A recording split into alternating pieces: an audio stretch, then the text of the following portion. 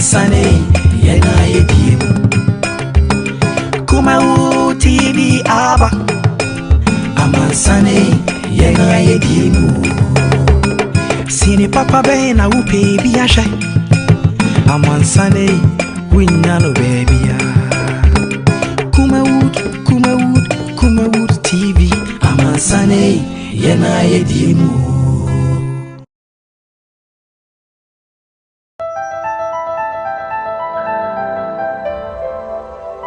Kumawood TV Amansane yena yedimu. Okay, you better trade them for Yankopon as say and then so or they adum yen ama Monday assign so abetu yen bio. Menim say wa wo hwe me woni agi kakra. Enne enso ye eda ye de lockdown informations and a nsem seven nyina no ye de ebro live or Kumawood TV ye de bro a free Monday e kosi Friday bia and this information we e de ebro nenso as usual pacho wo hwe ye ne a obetimi akọ YouTube Sam Darkus TV obetimi akọ na wa share na wa send so e de ama obi a on hwe TV at this time free onua na onua so mfre ne nua se program no ya sha ase information bia ehu hia wo no ene yede bema medin ade Samuel Kwabena Dako aka Sam Darkus mena mede dwumadie eho chiame ene Nyankopon ayadom yeda sore ya yen president Nana Akufo Addo wa left lockdown no ama ese amanfo etimi pie ekoye omodwuma yede eho nsemsem ebebrel ne nyina mu no nso no COVID-19 kwa na ekosoro sesei akodru 1042 omo amarekoba no eda so eye 99 recovered and yewo responding to treatment and also eye 930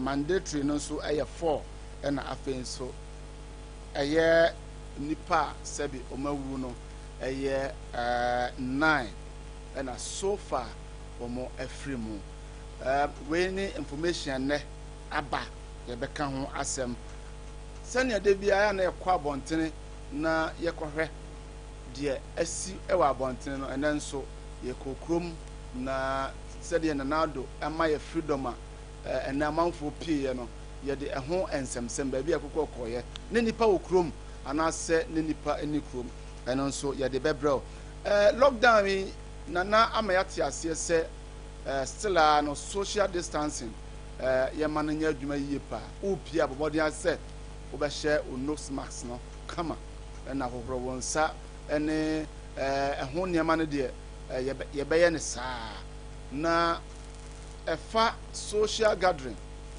say ye kwa sorry ye bie ba I think say nanka ba akra de nanka ho nanso gofo bi edoma no tumu ano they say ye de ba nyina aka ho unya yie ade a ema enipadom etwahia no nana ambiantum na we na ye busa se ede ohaw bi abre asofofo no anasa Christopher because se wo ye bibia na wo yi Nyankopon free mu a menye sure se ebeye yie nana do sha ase no odi kan magana fo nyina eye fasting meaning say nyame bemu a ebeye yie adentina ye mfa kwan bi emma asorefo no enso enra ne shift omonye social distance no wa asore dem nanka 1 hour bia no asofo no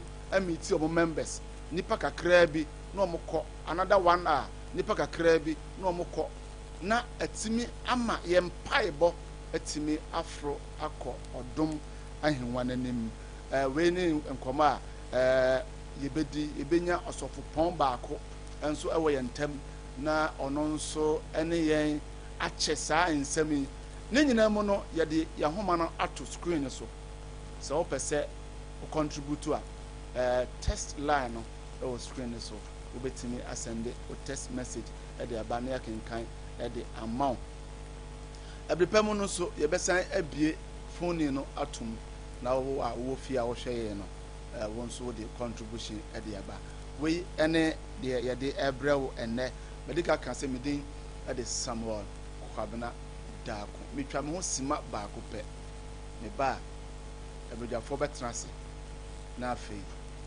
yɛabɔnkyerɛ. Now you can watch your local Ghanaian movies right on your mobile phone. Simply download the Kumawood mobile app from your Google Play Store or Apple Store. Register, subscribe, and watch lots of local movies in English and various local languages. You can also get access to the latest news updates in the entertainment industry daily. So what are you waiting for? Join the fun. Download the Kumawood app today. Kumawood TV aba amansane yena yedimu.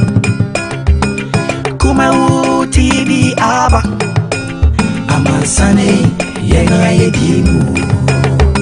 Sini papa be na upe biashe amansane winyano baby ya.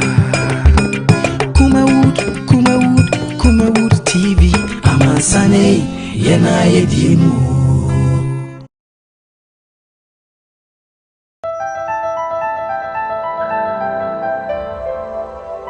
Kumawood TV amansane yena yedimu.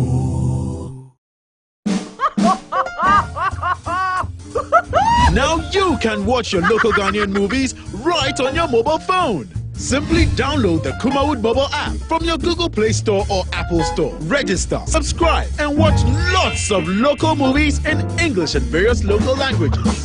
You can also get access to the latest news updates in the entertainment industry daily.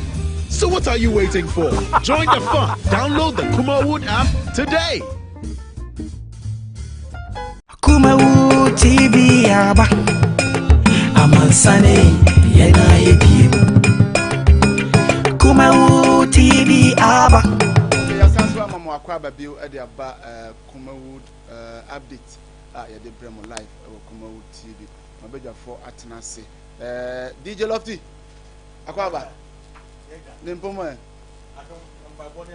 ahoden e wo ho pa amtimu se ahoden wo come here dey amanfo bi anne wo sam come dey nya na bi anne wo sam come na dey Ghana fo o dey won say ya be dey na come dey Ghana fo ya na aduane a ye che obi wo ho ka ono awo na aduane obedie wo say we Ghana aban dey aban tino aduane dey me kasa dey ma pam osala like say me pa ko dey where the bread dey anka be dey come every me no ye say kofo bi wo say ye titi bi so ne radio so kofo dey say ye nya ye hotam tu wo wa na wo do bi a e bi a o te wo ka che bi a na so bi a wo ni bi a wo so wa mo ye ye mo afro ni a na dey ma pe ka gram na mi a mobile money ma send the abre mobile money ma send pa social media ni eye ye no come here na dey so that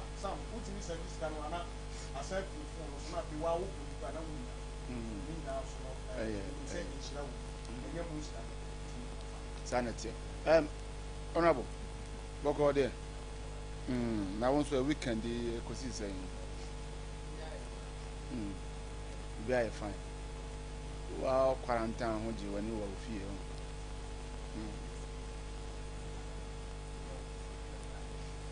okay. So far, Nana Addo Akufo Addo, your president. On the last week, now you can say one share your bell left it. Being to say, yan twaso. And now I am you know, and then Yamiadum, yeah, that's sorry, or say, while left it ban. What would you say? Ban did Ghana forces and other dance for my na ebe pregnant o my kwame e ba bonten so Ghana for ya say hey na the dance for Addo Ghanaians e dey na o my plan say e be na say one kasa why I just say, I'm not for it. Now, you're from what you want to hit to me. Yeah. Some meaning, I can't because I can say, on say, I can be for now, more any year, any system, and I do not some between 24 hours, but when I don't want to tell me. If you saw a school when you would be there, a time. If you are depending on a answer, if you are necessary walk, and then school a crime and call it, you need getting answer and one walk. I guess idea, like I say, share one with the buyer. In fact, not that of 29 but to say, another damper follow ever the TNCC, but Omona a woman, and Omona a year, and you say, almost for shame, you say, there are a case you saw a postal. But I'm looking say, or a year band in the few say, young coffee now, young coffee, young boy, you must now you ma, if you are a one. I don't see 100% of all. Okay. Okay. Mr. Agent, yeah, but quite correct video number. Na ensema nana adudankwa Akufo Addo ekaya no yakwa kotiaba. But quickly, lift now or lift no. Ebebwa.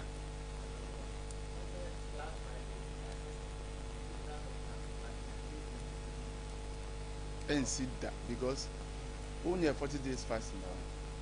Yes, for fasting, Huh? Oh, they are so for a baby son.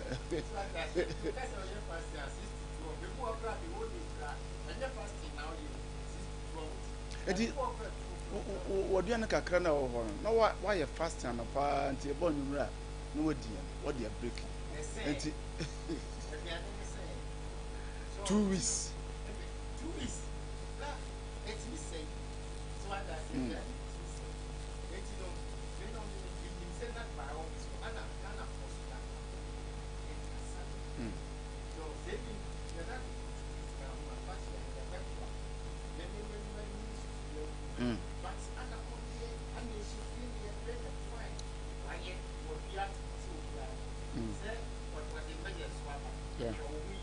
Of course.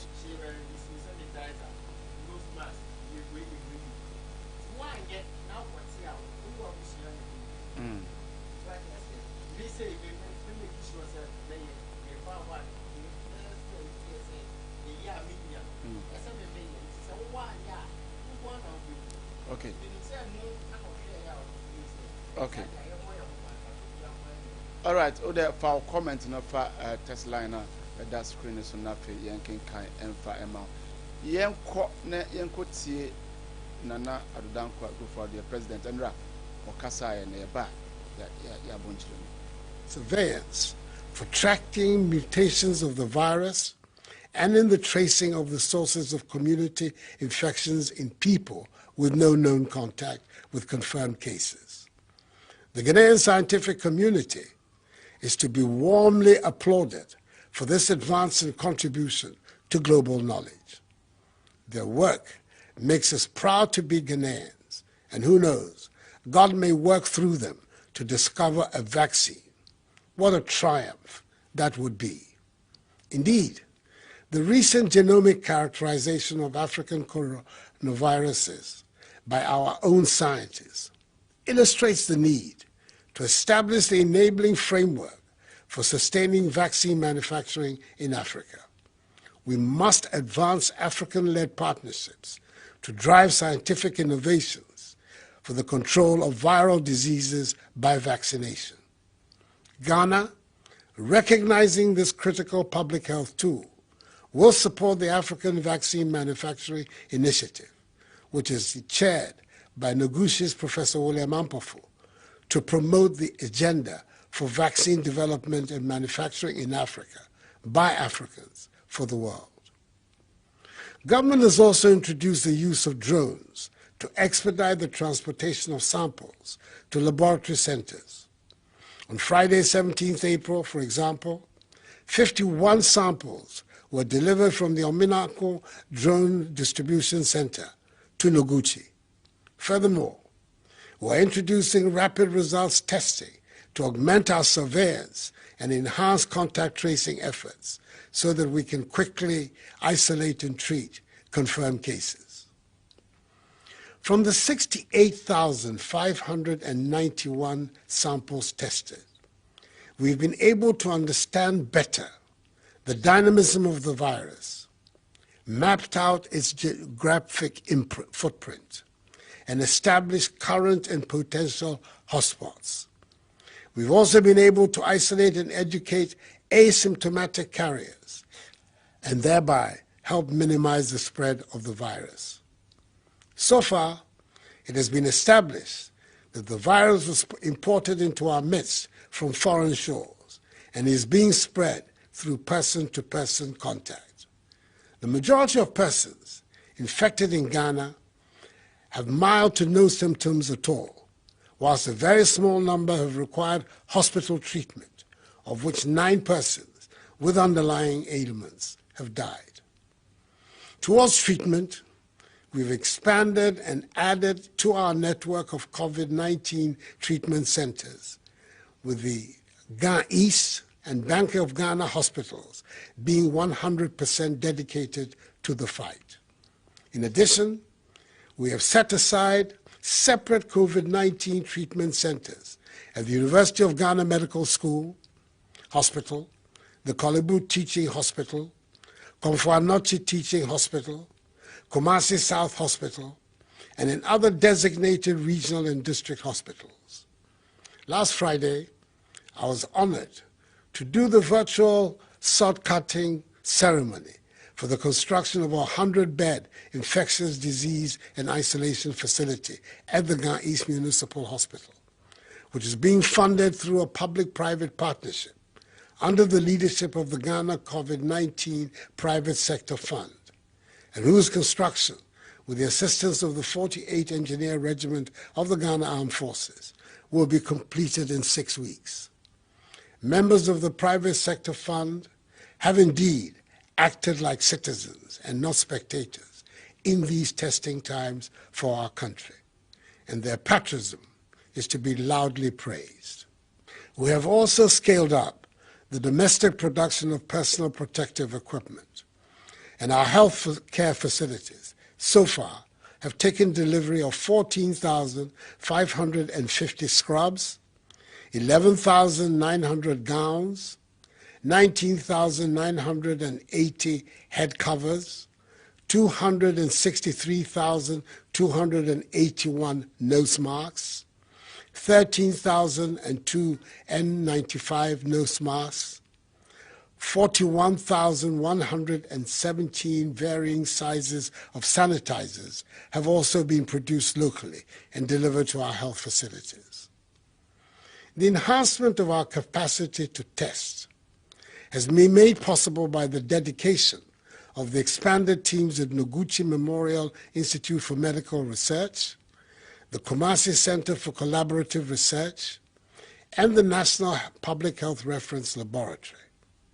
Further, we're making significant investments in the laboratories of the Veterinary Laboratory, Accra, the Center for Scientific and Industrial Research Laboratory in Accra, the Police Hospital, the 37 Military Hospital, the University of Health and Allied Sciences in Ho, the Veterinary Services Department in Sekondi Takoradi, the Public Health Laboratory in Tamale, the War Memorial Hospital in Navrongo, and the Cape Coast Teaching Hospital, so they can also use PCR technology. We are recalibrating 100 regional and district tuberculosis gene expert laboratories across the country to help ensure that we have a minimum situation of 1 testing center per region. Fellow Ghanaians, in view of our ability to undertake aggressive contact tracing of infected persons, the enhancement of our capacity to test, the expansion in the numbers of our treatment and isolation centers, our better understanding of the dynamism of the virus, the ramping up of our domestic capacity to produce our own personal protective equipment, sanitizers and medicine, the modest successes chalked in containing the spread of the virus in Accra and Kumasi, and the severe impact on the poor and vulnerable. I've taken the decision to lift the 3-week-old restriction on movements in the Greater Accra metropolitan area and Kaswa, and the Greater Kumasi metropolitan area and its contiguous districts, with effect from 1 a.m. on Monday, 20th April. In effect, tomorrow, we'll see the partial lockdown in Accra and Kumasi being lifted. I must make it clear at the outset that lifting these restrictions does not mean we're letting our guard down. All other measures are still firmly in place. For the avoidance of doubt, the earlier measures announced on Wednesday, 15th March, which have been extended, are still very much in force and have not been relaxed. I'm demanding even greater adherence to these measures. In here, I'm referring to the suspension of all public gatherings, including conferences, workshops, funerals, parties, nightclubs, drinking spots, beaches, festivals, political rallies, religious activities, and sporting events. All educational facilities, private and public, are to remain closed. Businesses and other workplaces can continue to operate, observing staff management and workplace protocols with a view to achieving social distancing and hygiene protocols.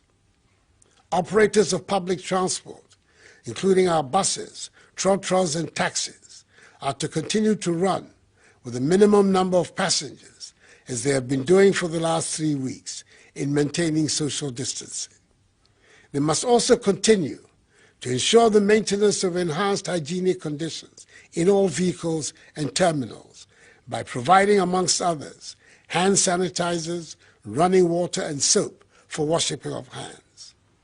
Domestic airlines are required to adhere to the same protocols.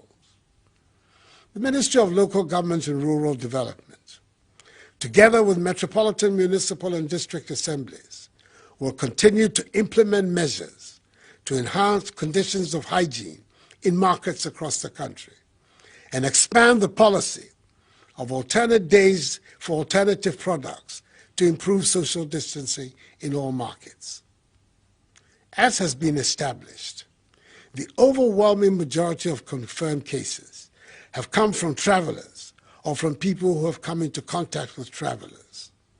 It is therefore incumbent on us to continue to be vigilant about travelers into our country until further notice, and to congratulate the men and women of the Immigration Service and the Marine Police Unit for their work in securing our borders.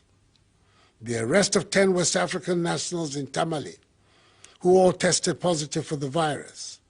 The arrest of the 6 Nigerian travelers who entered Ghana through unapproved routes along the Ghana-Togo border near Aflao, who also tested positive for the virus.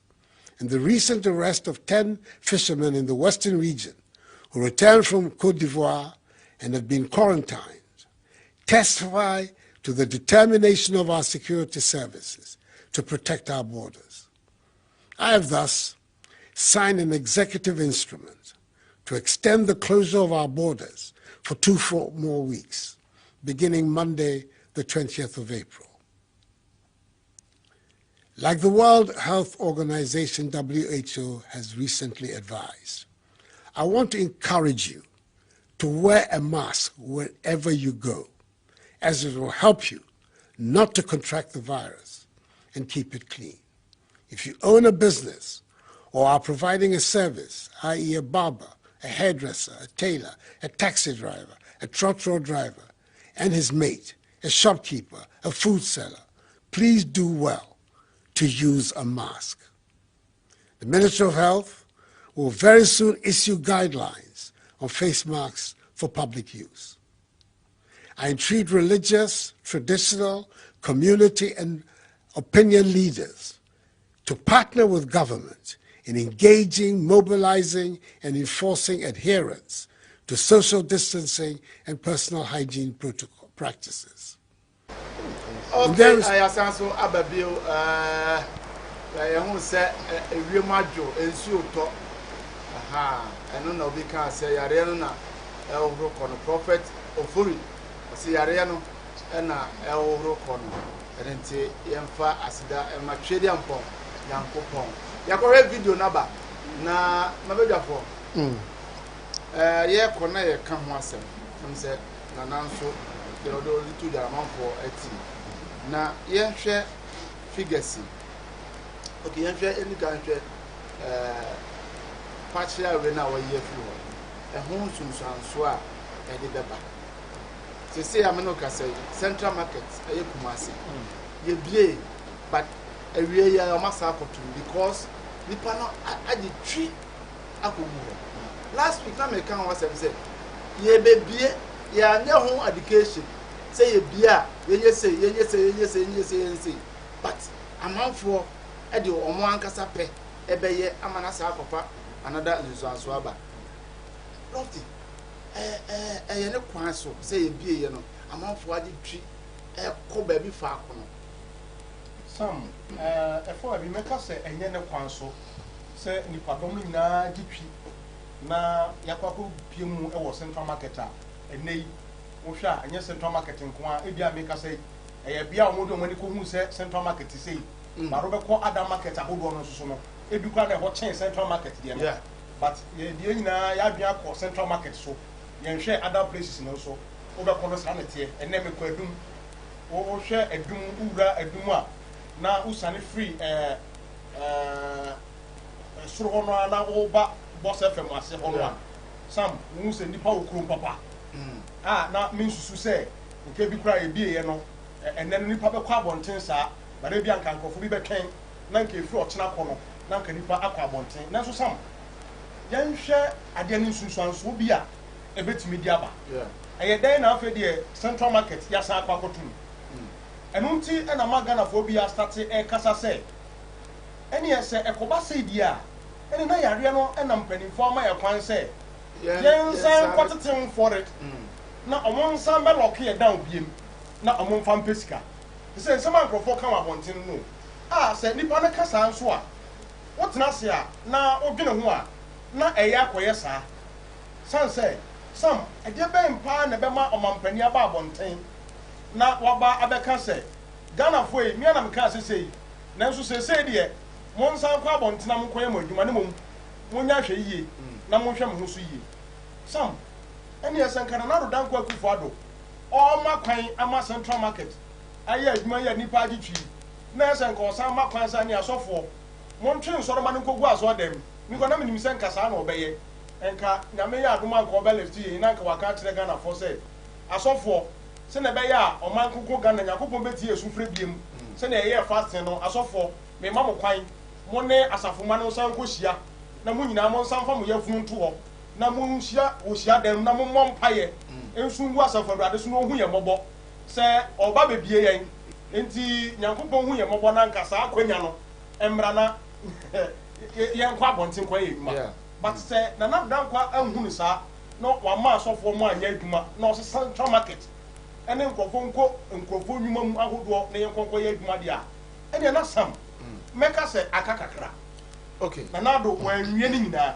nsunsuanso a adeɛ wɔ de bɛba no sam wanhwɛ a ɛnyɛma a ɛde bɛba no ɛnyɛ asɛm ketewa nti ne nyinaa mu no nea meka ne sɛ nyame adom wɔnyɛ ama yɛ kwan sɛ yɛ mmara nanso yɛaka mu deɛ paa yɛbɛtumi ayɛ ɛne sɛ yɛbɛtumi abɔ yɛn ho ban sɛ na ɛbɛyɛ a yɛpia abɔnten ne yɛkɔ baabi a yɛde ahyɛ yɛ adwene mu sɛ yareɛ no bɛn yɛn yareɛ no aba ɔne yɛn nɛte nti yɛdeɛ bɛn ne yɛn nso so yɛbɛtumi ayɛ a yɛbɛtwe yɛn ho afiri yareɛ no ho menyi ni sɛ Nana Akufo Addo ɛbɛka sɛ ghanafoɔ mmra abɔnten na yɛnkɔfa yareɛ no mmra menim sɛ ɛnyɛ saa adwene no basa menom nso nim sɛ sɛ election time mu ne yɛwɔ yi abatoɔ bɛduru hɔ nneɛma a ɛsɛ sɛ ɔmo yɛ sam yɛda ne yɛtwa abatoɔ na yɛkɔ yareɛ a ɔsɛ abatoɔ sam ɛno deɛ na ɛdeɛ ɛbɛto aba nti ɔmo kɔ akɔyɛ rally ne adeade sam ɛno deɛ sɛ ɔmo nyɛ koraa no a ebi animanimu yɛ na ɔmo nyɛ wei social distance for almost a year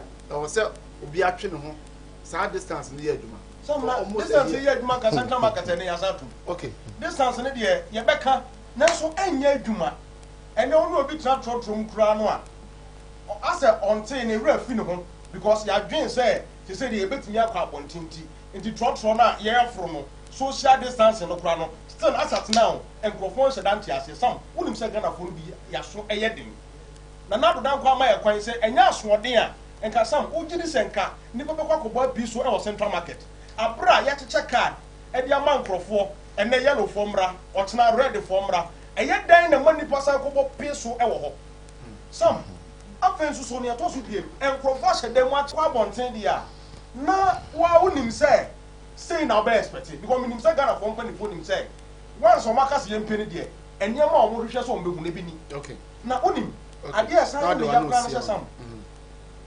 bambo for nyina so say yomu nyina fi ku police officers na enko mbebo e ho ban hwe ahu say social distance ne be ye adwuma kakra impost ya de a ene omu ni krom biem barriers no eni ho omo ba ese na musu omo konso omo ze mo eni ho nti sam ka omo bie ye de enka sabe na oso ma bambo no emu yire kakra na nka omo hwe se social distance no ebe ye adwuma but enti sa dia sam ni okay nana kasa no osan ka bi se yenyisu nose mask at least uko out bia she na fa prevent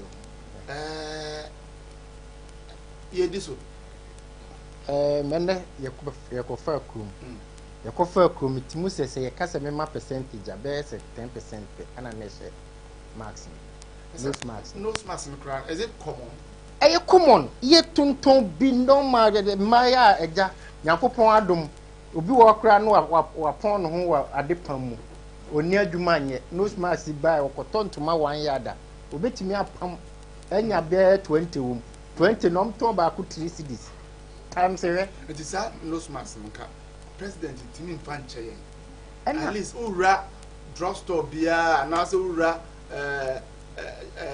hospital bia obetimi akoji bi yeah enu de ewo ho obetimi aye because ne bo nya den aduane kura wato amaye na nose mask so enti no ebia se de e kase e den a penifoti nose mask na e den a ebia ebe kwa akoba se Ghana fo bia like ebia ko drugstore na se de okay na ko area we are na joint we are obekwa akonya bi aye dey ashe free yenjo kapre but eno nso no eno nkire se nana donto nose mask 2 cedis emawa nti oso tena ho newu oti ase ese oso bo ho moden na oye den oye kope bi oksa so ati ase enti no dem pese me kire nyina ekosi nyina ne se measures anana de amaye no ena yo se ye diso so yan wo yensa time bia like bia be 5 minutes 15 minutes bi no ahoro nsa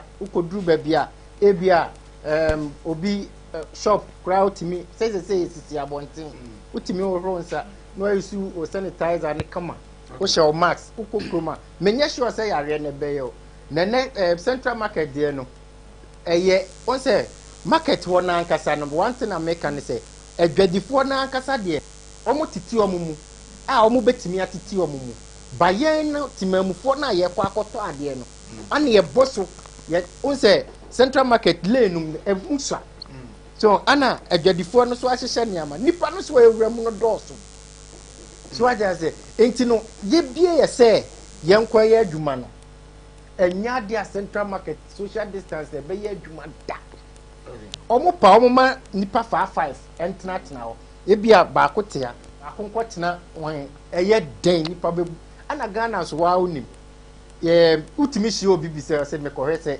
ene nipa ba kromu a imagine onko ye hwi wo kromu o just ye kan se ye bie ye no okɔhwɛ adum okɔhwɛ central market okɔhwɛ ha se nipa ba kromu a just like that we oye a obi bebre nam kromu a man kɔhwɛ hwi wo kromu okɔhwɛ bi keke no obi si wo a ma dia say me kwa ko utimi se ni area e bi wo ho obetimi aye wo but yanya bia tum ni de this okọ edu okay all right number on the screen is so wetimi e do text message e dey afaso na ya kan e dey ama enche mema osofo pon baako abetena se na ya twetwe nkomo afa yare ya bai effect the abre asori and asori ma the biane ase asofo no na omaje collection na omudi kura se besan say asana ebedi eho enkomo wa abacho betimi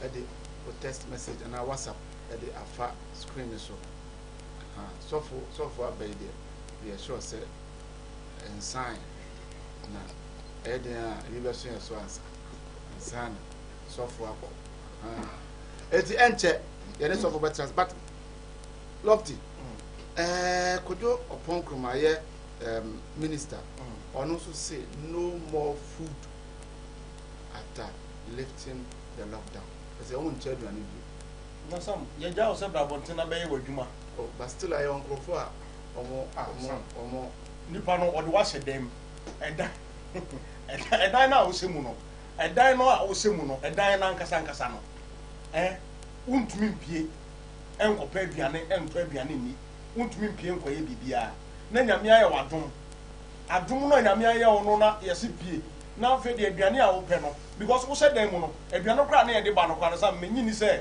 ebi kra na wo kon bɛdɔ sɛ sɛ aduane ye de ma wa wo bedi na nyame aye wadom na yesi pie abɔnten a afi na wo sa akwa na onu sɛ eboa junkies no ma omo no ye eboa omo de na nkomo pɛ sɛ sam ye say enye junkies asem o sa te bia ye wo mi enye junkies asem kra o ti ase enti me de me support ne say ya san aka say kwadwuma na kwaye wadwuma na nya sika na fa koto waduane a wo pedidi a ehu hia sa aban ne besan bo ho ka na wasan mo aduane ne ba o ma abonten no na o ma abonten say be ye wadwuma ye den because wadwuma na wo be ye no ene biska bebre wo na enum no wadi aduane a wo pe.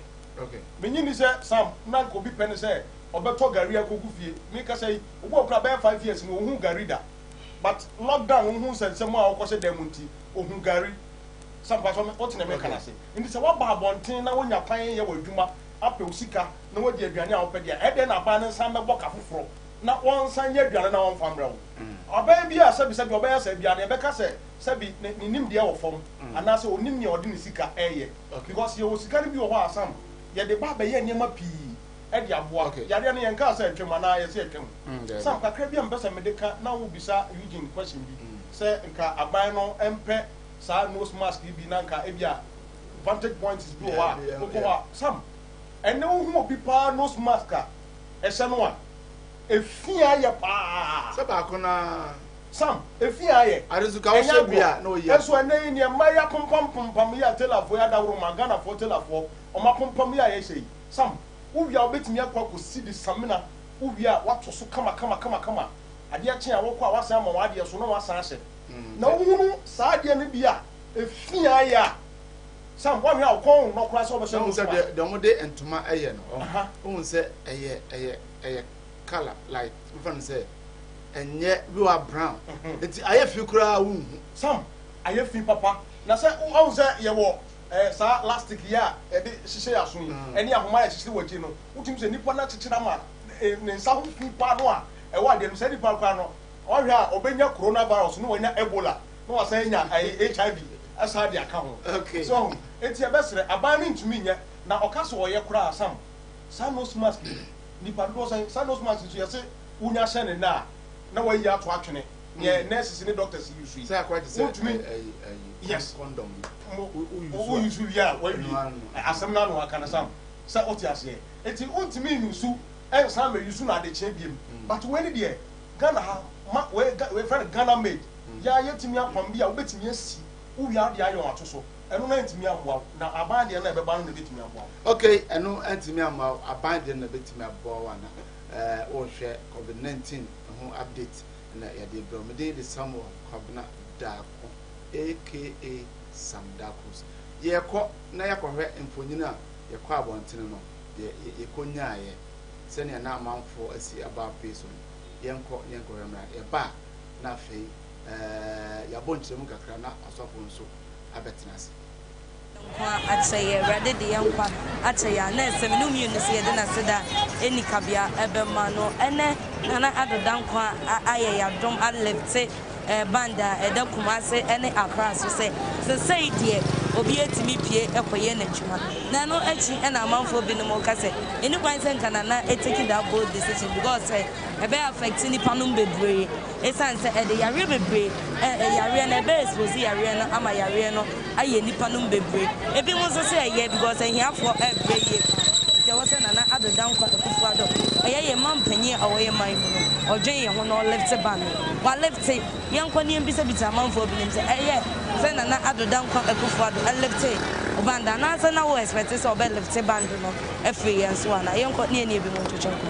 midin ɛne Queen AJ Hipsy apanyin yɛn mo kɔ ɔbɔ Kuma TV so Mr. Chodin Charles Mensa Mr. Charles, Mammy Bisa and Nana left a band and every so or say it's Miko baby, I say, you could be out to Miko with my brother. Social distance, no, and yet no. Say no, if I won't never. While left a year, a boy. Now, measures no more. I was say any penny now, Womudiso. Because Wakase, Yanusuntino. Ujama yatina dem we bia ze na nipa ni bi su se omoduane asana de ade ntino am duka kra ma manfo nso amepe o manu aduane a eno so ye ade foforo na enye yare we nko an so na eno so ntino e bo se ma manfo tena fia na emo de ehia ne se ye ba krum na distance no ena wo se ye hwe na nidisu na max no so a wo mo se ye nhye no so ya bomode na obia enya bi na ode ahye nemu media marisa de kakra nse max ne hye no so no obu o no nko akra ati ba bi a ne hye no ba bi so se ka max no be sha ya ka obu bi kisa no na ka so so bo hye na obu o a be hye jam pa ko se ni mre na na on hye max tin hye ya ne no so de so media ma ti wo lizi e no ye nemu o hye na se kobone a ani so betumi asan ati Openyi yebero asipi so jebre na na yetuche nkomo. Openyi no waka baba Kuma TV so abombo kwade. Yambe adum na bacha wo so e. Yambe adum abombo ko bacha odin. We say from Eric Dazi, we do from Oko. Aha. Sorry, go ye den juma e wa ha. We say me driver no ha. Okay, why you driver ni na NRM president I left the band no. Every and so is a free movement odi etimi kon adwuma so.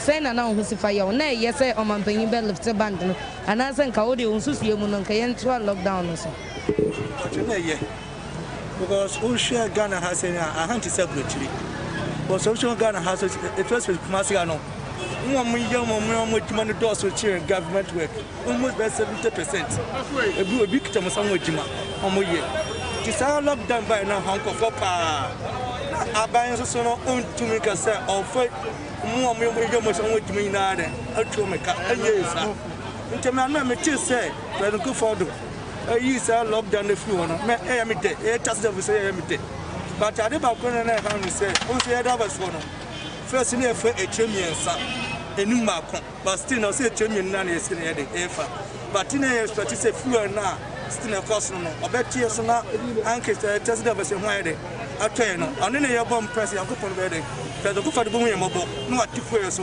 na test of say to da ye edwuma no yes ye ho hanka. Oh, but talking about the fuel ye nya ntie say Nana ama fuel no prices na ko from kakra na na enye no kresa Akufo no o mati sidie but bebi mati odunu sidie na e da bo so muaye aha emuaye kura emuaye because since lockdown na aba na so ye free no ye ka won first na ye say ye says na because of lockdown to teachers ga customer since I can't phone me say lockdown ye free ho it's normal process na na be ye ye hwan da atonye just see no o tifo no so a na se sa ba ku na a short no na se se ye dwuma ye ho betoye na kama ka won fo no so na amoto sales no fo so no so hwan da atoye kakra apanyi ye bedo asipi so jebre na na yetuche nkomo. Nana moko ba Kuma TV so. Yana. Nana mpacho udin. From Kofi Sapon Yantechi. Mr. Kofi Sapon. Mpacho mami bisa Nana lockdown ya wo de man ya. Eye enra enwumre or left say band no. E free and so no. Na e kwasa ma lockdown no ho ne say. Oh na ye. E ya de pause o ye. Sebe ya yale no. Nyina no. Yanko fa bi na. E be nya asum bi. Nke eye. Na ya de pama ba mami bisa oto wa jumam na kwetena fie nkra bedidi maami bedidi na wanya ahaw bia wasane mani sɛ odi kan yɛ sɛ yɛmmoa yɛ ho nti no so meboa me ho sɛ bia menkɔ haw bia ho nti ɛka sɛ ɛyɛ din deɛ baka ɛyɛ sɛ ɔbɛkɔ akɔfa yaleɛ deɛ ɛm sɛ yɛsɛ tena fie na bɔ ho ban a ɛyɛ eti ɛno a wo fie no na o expect sɛ na ebe left band every year so ananse na onim to ode bi ba be kan wa mai sɛ deɛ yɛhwɛ sɛ wei no kɔ so no nyinaa ne nim sɛ den a bia bɛsa de bɛɛ na wotwe mmienu bi aka ho nti ama saa ne ba sɛ wɔyɛ afiri so no na sɛ ɛyɛ nyina di ahusie yɛbɛda wase sɛ ɔgye berɛ no a ne yɛtwetwe nkɔmmɔ ne yɛasrɛ mu sɛ mɛgye sa na na adi agu akwan ma ma yɛsi yɛnhyɛ no smart no da biara no mobɛhyehyɛ ama yɛ na biribiara akɔ so kamakama ama yɛ nyinaa yɛda mo ase panyi yɛ mɔkɔ ɔbɛkoma wo tv so Abomboko. You made Abomboko, and I was fine. Yeah, then young couple. Open your mammy beside. Okay. Lockdown, you won't the same. Time I know if net how be bow so I won't check a crabby bow. Oh, yeah, it's not easy at all because I've been you're working for past more than 10 years without resting. And one thing you get to know is we private people, you don't go on leave. Unlike government people, sometimes they go on leave maybe once in a month, but private people, we don't go on leave. So after being locked down for past 3 weeks, actually it's not easy at all. So much stress up and down here and there. It wasn't easy at all for staying at home for 3 weeks. Okay, so it wasn't easy for you. Mommy visa at the end of the year. Okay, me didn't do William. Operator musical instruments, me accountant to answer. So let me ask you, timer and run release or addressing now or can't say well left to ban nephew Martin account. Now when you're saying no when you or you were expecting baby or DB back on my. Oh, to me personally, I was so excited because staying at home when you spend all your money. And we, like I was telling you earlier on, we business people, if we don't come home, we don't come to work any day now, we lose. Okay. So it's a hand to mouth. If we come, we get money. If we stay at home, you lose. Unlike government workers, when you stay home for the rest of the month, the government will pay you, but the week you have to come to work every day. So when you lock up, and when the government came out say we are going to work on the following day, and actually I was very, very happy. You're very happy. Let me ask you this question again. Don't you think, say, what left to ban left 3 years, young quadras, because you don't know who has it? Because who named you will be need those stuff. Maybe you are over getting in contact with someone or you're infected with the virus. Don't you think that your life is at risk?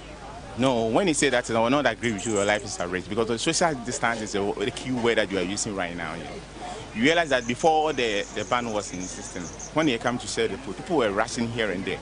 You say that those people, their lives are not at risk. Their life were at risk.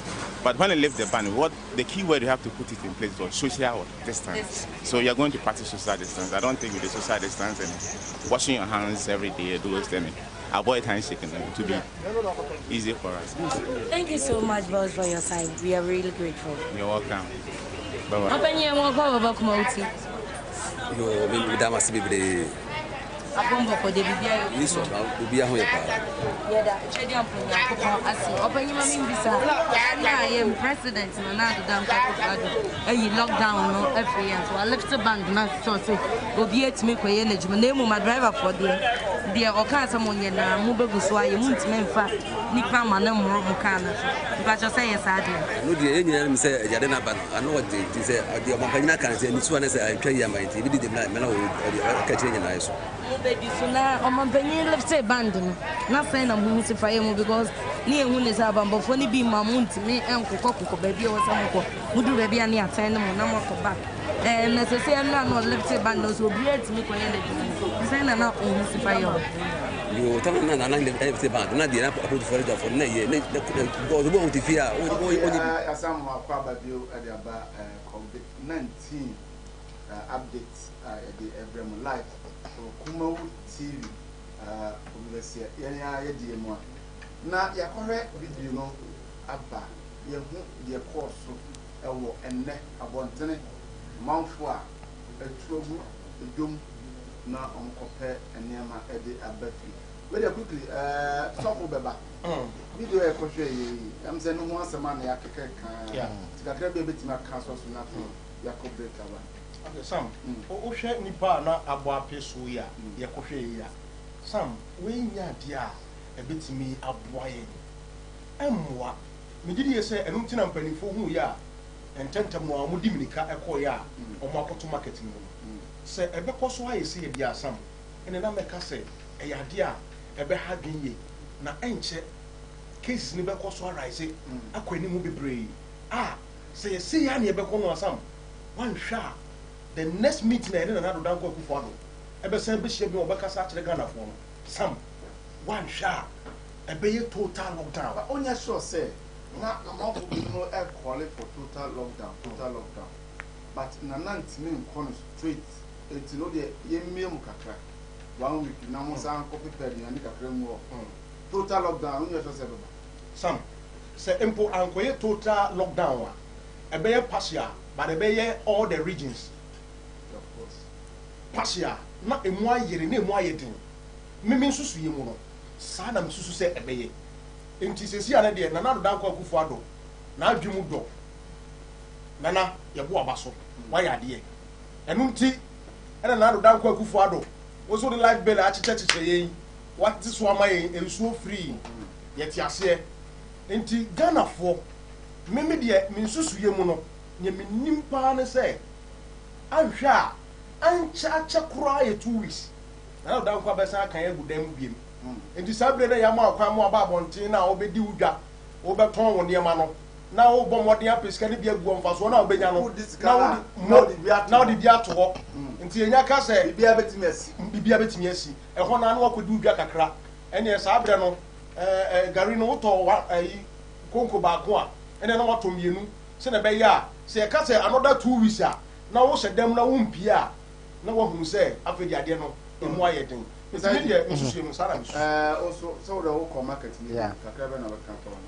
kakra mɛka ne sɛ market ne deɛ sɛdeɛ nneɛma si kɔ no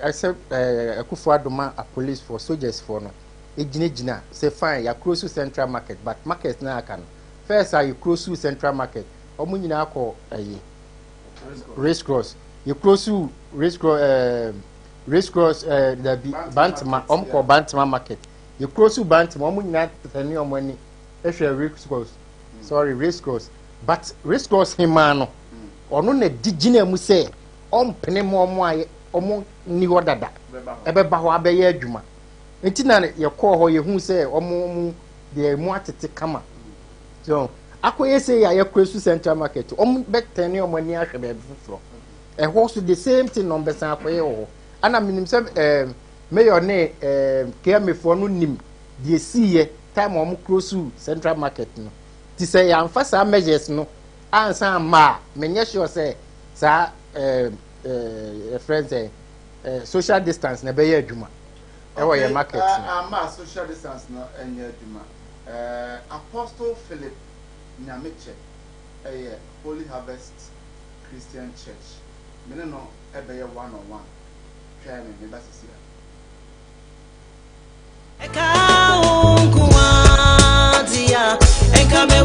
No, Makwaba, Edinburgh College Medicals Limited. You come say airport roundabout, Kwanya Kobo Kromo, Ultra Police Junction, and Wanero.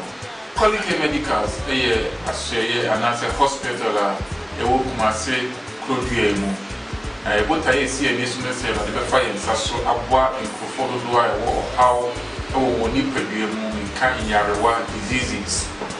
Ye share your debit say arthritis, and no pemoni and cassim, Sasabro is here, dear Ubia and some abu. I was a shady few, dislocation of any of the bones or joints. What the Bakalika, Ebepuao, Amato.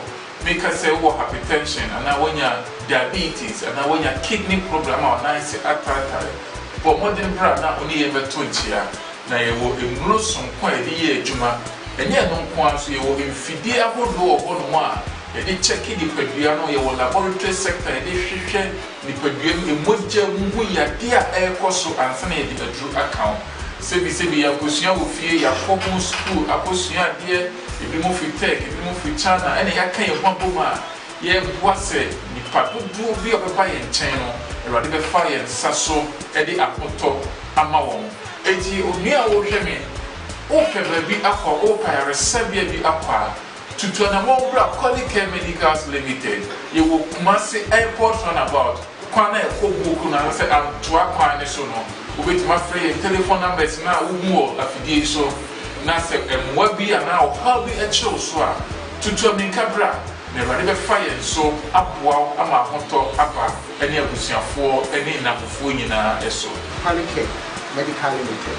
A physiotherapy units ena ye chere Uba Yasuya, Yawayam Ulibrayesa, a high massage unit, your machine, I did me a beer, the children penning castle, and I say, now also now for the joint area, and no sad and China.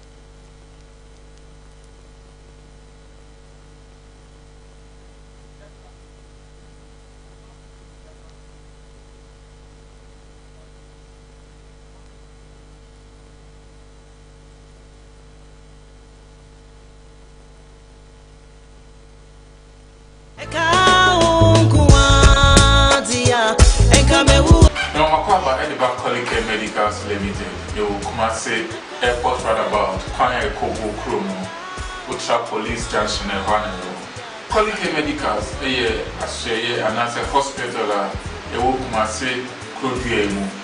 I put a see a business at the fire and so Abwa in Kofodo or how Nipper can Yarawa diseases. Ye share your repeat say arthritis and no pemoni and casim sasabro is here there would be in some abu. I was a shady few dislocation of any of the bones or joints. What the bacalica wow among water. Make us say hypertension and now when you're diabetes and now when you're kidney problem or nice at but modern brand now only ever 20 years. Now you will immerse some quite a year juma. And yet, no one so you will infidel about law on one. And they check the Peduano, your laboratory sector, and they share the Peduan, the Moja, Muya, dear air cost to answer the true account. Sebi, Aposia will fear your home school, Aposia, dear, if you move with tech, if you move with China, and I can't one woman. Ye was it, the part would do be of a buy and channel, and rather fire and sasso, Eddie Apoto, Amawon. Eti, Unia will hear me. Open baby aqua, open a receiver be aqua. To Tuanamo Quality Medicals Limited. You will Kumasi Airport Runabout. Kwana Kobu Kuna say am to akwan so no. Wait my friend telephone numbers na umo affiliation na say emwa bi ana o how bi a show so a. To mi kabra na rade be fire so aboa ama hoto apa ene abusuafo ene nafofo nyina eso. Quality Medical Limited. A physiotherapy units and ye chere Uba Yasuya, Yawayam Ulibrayesa, a high massage unit, your machine, I did me a beer, the children penning castle, and I say, now also now for the joint area, and no sad and China, your UV light machine. I did that truly panels what said Empono, Ebia not beating the blood vessels, no, baby SC in one quarter. A woman in Tino, Emma, a Mujano, it's me, a deep of Sunny. So, Obayasuya, you will have to be yes. And yet, and blue and one at the mount, yes, our machines are, yet they a deep in the piano who do not say they are, according to being a hoarding. You can't, you are able to say, a year male and female infertility, Oba Quality Medical Limited. Say, Oba, Opa, one out, one wire the amount. And I said, Bema, or pet a war. Na ne mpamwa no ahodi nim a obetimi ama oba enin say on fa nani enchre ha eno so da nchen a eye stroke obi a wenya stroke say ne fa na adodo ana say nipadua mu ni nyina na adodo a on fa nani enchre ha yare bi say kidney problem eye typhoid junso mu yare eni na mu yare syphilis gonorrhea de eno de na say odi blue ha ye betenete ye ba ema no so efe kwa obi a owo fibroid say yes na wo dia no ya rebia be dem on fa na ni enche ha ya san so ababio medical can say me ne me sofu panyin baako ebetwetwe enkomo na yenkomo ne nyina no wonso a wo fia wo hwe yen no also oka ho bi sɛ woyɛ asɔrekɔni anaa woyɛ kristoni na saa bere a yare ya ba yɛse ma obiara nkɔ asɔre wopɛ ne saa anaasɛ wompɛ ne saa sɛ wopɛ ne saa wobɛtumi de wo text message de abrɛ yɛbɛkenkan ama wompɛ ne saa nso a wobɛtumi de aba na yɛakenkan ama mene sɔfo twetwe nkɔmmɔ no nyinaa mu no yɛn nsɛm a yɛbɛka no sɛ wonte ase anaasɛ wofoa so a wobɛtumi de wo text message de afa line a ɛda screen ne so no mepakyɛw ɛberepɛ mu no nso yɛbɛbie phone line atom na wo nso waba ne nyinaa is about COVID-19. Apostle Philip Nyameche. Apostle. I mean, Bozai.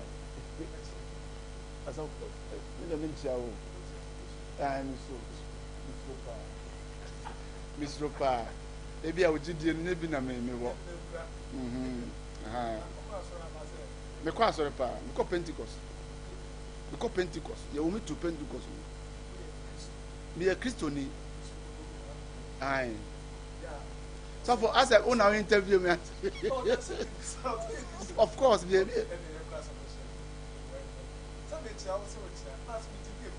Chiano, tie, ye penning for mono share so, and the measures at the Abba. We know is about the state, and yet religion. But what I say, and they also di on my numerous. Debbie. Yet Yassime Rade, Berade, and Suna and the car say. Okay, many apostle. Now, say they are starting a prayer with the prayer, and I have to drink up. Apostle, COVID-19, a coronavirus, Abba, a big Ghana. Last time, you know, Kasa, phone so, mouth cancer, a bedroom, you know, your mum penny, Nana, Prez Akufo Addo. At the measures be work when. Now, a movie, and say, ma ye social gathering. Say, Nipa be shame, my yensa, because Yariano nam from them and touching and a deba. And to no my and she mo be breeze. And no buy, I affect ya, sorry. Until ma a sofa phone in our chatte or must sorrow it down. And another be no social media near that. Sadi when you buy o fan say.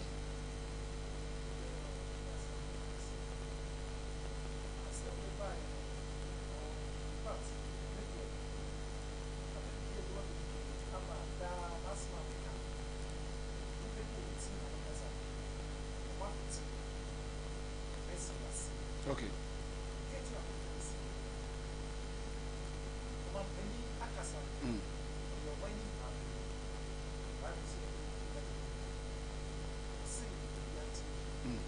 Sorry, now, now, last time I found it, simply said, Ghana, yes, a Christian. And make it step. I respect my father, of friend, as of one. I want to say, as some other day, maybe, yes, you should. Ghana, not a Christian. How about you, I got time of mine to come with your pussy, or so die.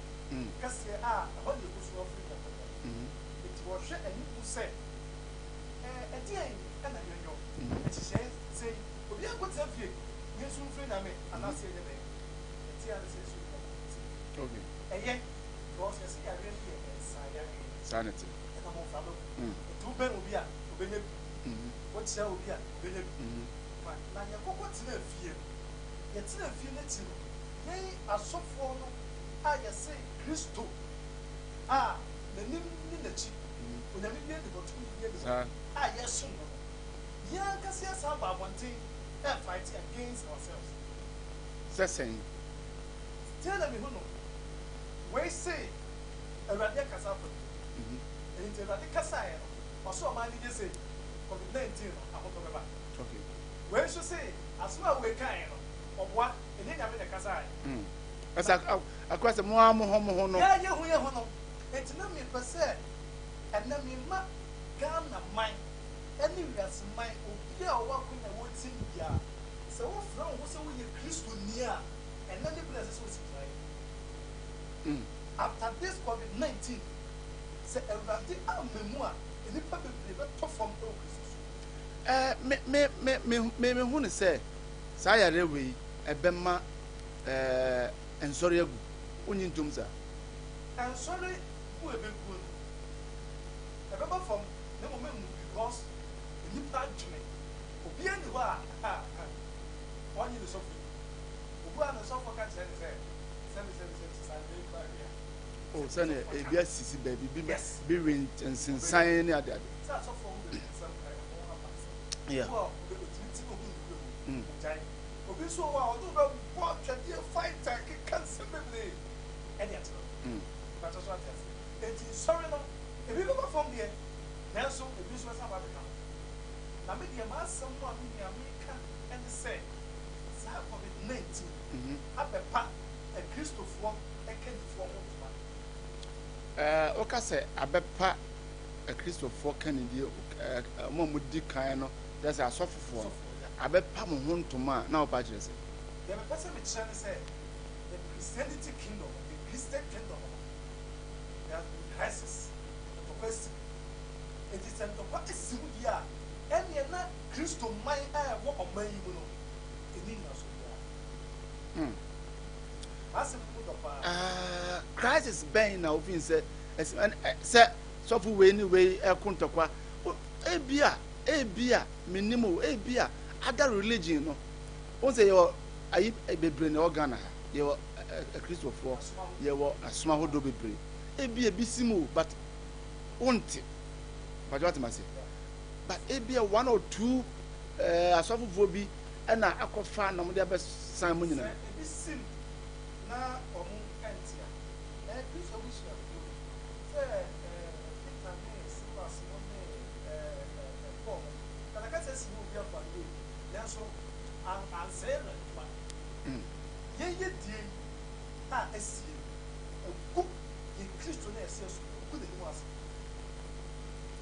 at yeti America say ku de mu ase say okay kind like but I feel that's what you want other yes any sense was for this one money obu baby o say o me biara ejitemu bebe mu be soreti o mo enina abusie biara ejitemu bebe mu be soreti o mo enina saa na kingdom ahini biara enso ejitemu bebe be soreti o mo enina abosam asoreti o mo a na hini ni di it is a free who Christo asomfo na ye nyina ye adwuma ma papa baako ye Christo maintain that sense of we so the person in the name of Abunadi in the name of Antoine in the name of Jesus Christ you are the more but on say ade anam de penkremofo asem ne say omo ye baako what I say but oba Christo mu a ana say asorikofo na sebi obi si me ye Yehoani or use Bible obi si me ye Pentecost ni or use the same Bible obi si me assemblies ni or use the same Bible but we impese we be ko we asore ekremofo enam na so koto mosque okoya no okoya asore na America show say yen Christopher aye free Christians ya hini no wow we are suffer now kasa yes why because one kasa no go say there's unity them and the Bible wa ya kasa Bible ye cry you because Bible dey free baby out Bible cry make you etro o see ahini bi e be so letia na ahini ni na ahini be hwe ase and they say o say o person o say e konkramo ana me dey say konkramo na mo me ye ojidi ni eti awradidi na mo say what they say be Christian so what you want to say that is what it is. Wow. Because say and then also for biara asem wo beka no the busu ku etitu asa ya na mo sheda ekosua psychology asofo no mutimi e convince members no ama de mo be kan bi a mo ye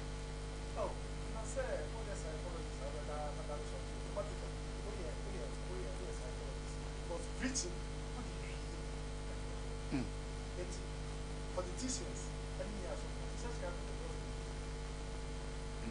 so what I say won't me and kasama ni ti obi a e dey no mo ga be ofuru wa okay ti e fa ba bi ni anamo dada yan kakra enye dada enye nukure bible ti so nukure na obe ma yo disi wutimi ka ko kase saka one cedi kura na fa beto collection bone.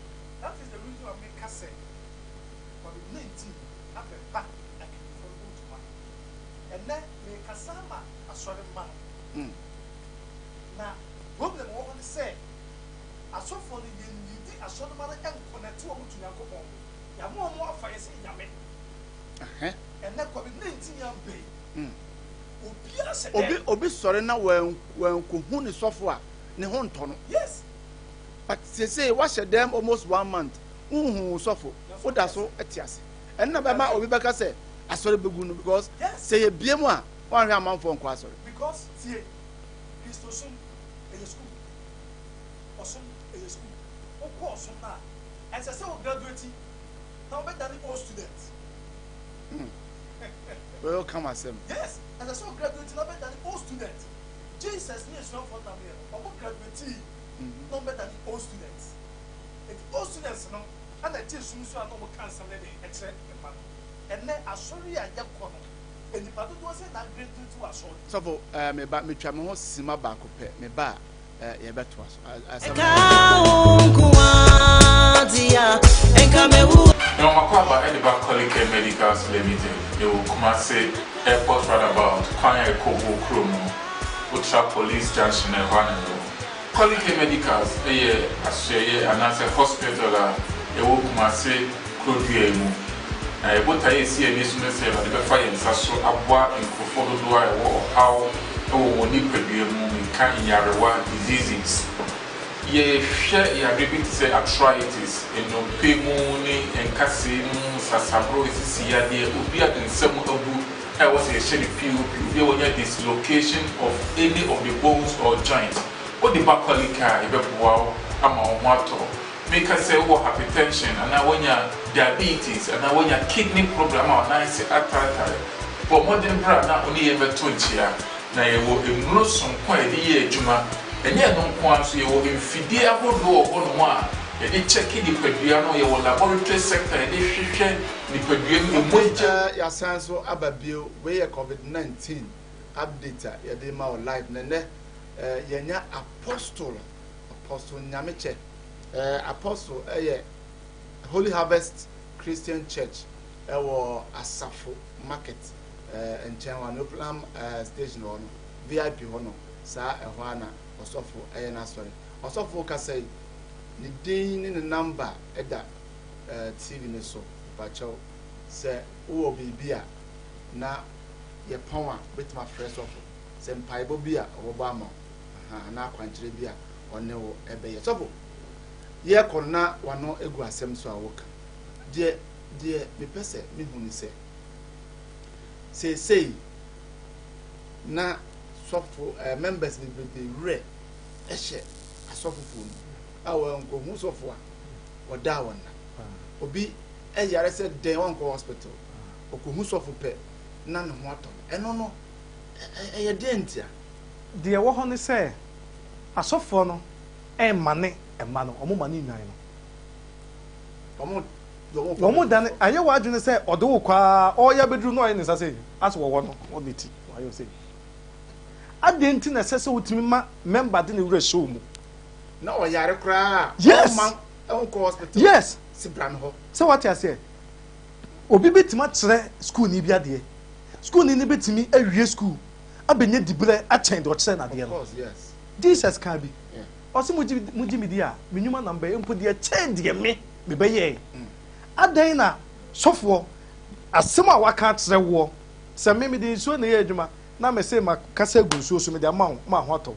na wonante me na ase mama connect uti yakopom a won konkron abetena mu a na se me mfa ezuo mre wa wo yale a untimi nya nsenseni bi a na pese o kire me sen ti osenka wanyina kodu level ese wo pon kasa utimi di nsuo ese wo pon enye nsuo mpo betima fa de foforo no mo kire se mo nkire ne sa ene na me pese me kire se me de me kire me members me asori me demuo I teach me cast ritual things ekire nipa kwa be fa so on nyankopon e be nya pam mo ye special especially omo ye prophets no omo ye special e bia me no nyame mbie mani etimi hu eno ne ye spiritual slavery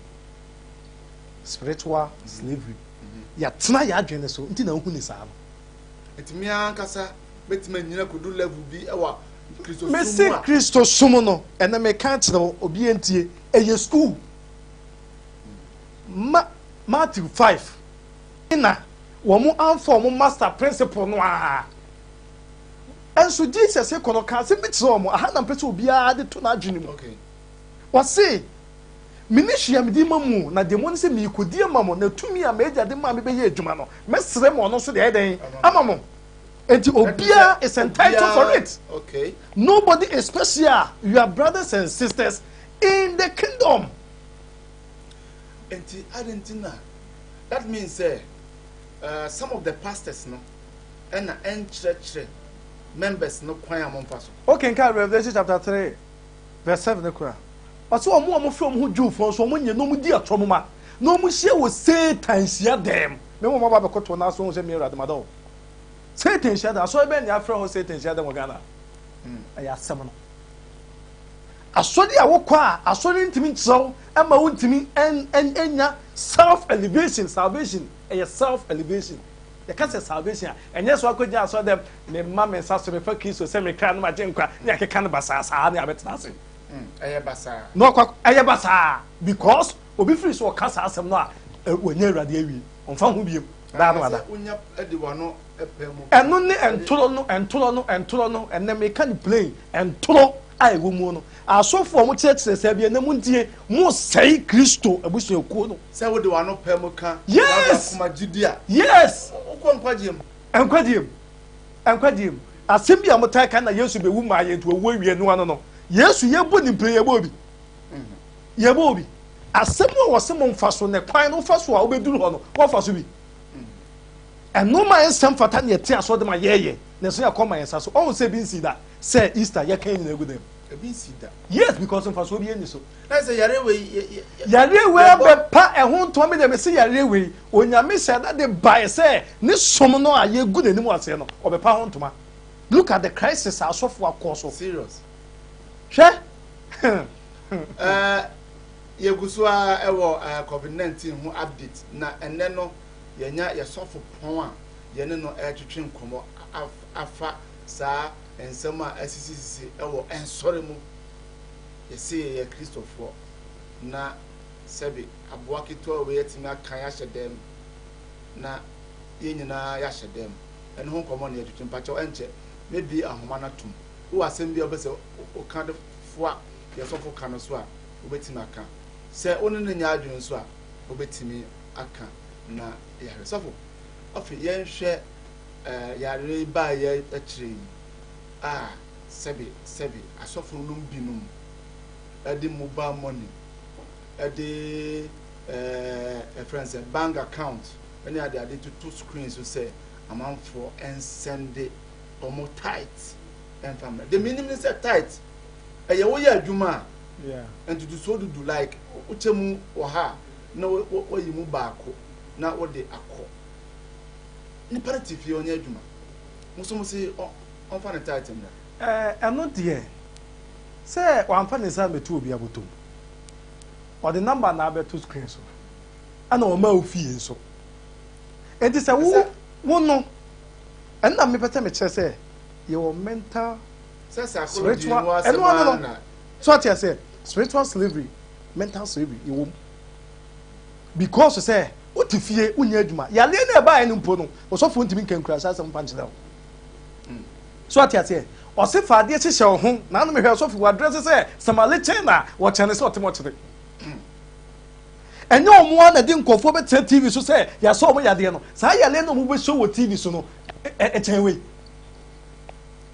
ohun toro se ohun toro sa yale na omo ba bese no omo se yale na ohun gross omo za ohun ade omo hene na ede na we die we wo se nipa no kura onya bi o otiatia what dress say mo chere man okoyifu na Argentina so called prophets no hu sa se yare bi say ebeba ebi si wo mu huni me ni obi enye chin because of no the confusion abani adoma chide mu gwa hodro ni na nyame krono a enna mistake a omu aya enemi bi omani wo ho ne se onyankopon work through his spirits ahohom mu gwa hodro enti on se makion bae no Pentecost na mu ho konkron Methodist for will be, Anglican for will be, Presby for will be, Roman for will be. Na eneno dia ekoso ne se wo bia condemn will be dear say will be dear enye which is wrong. Okay. But so what you say? Eye ekwan bone and our sofo bia so be jan be bia condemn will be dear bia no. Na say nipa no wonye papa. Ene me se enkom bia to ho.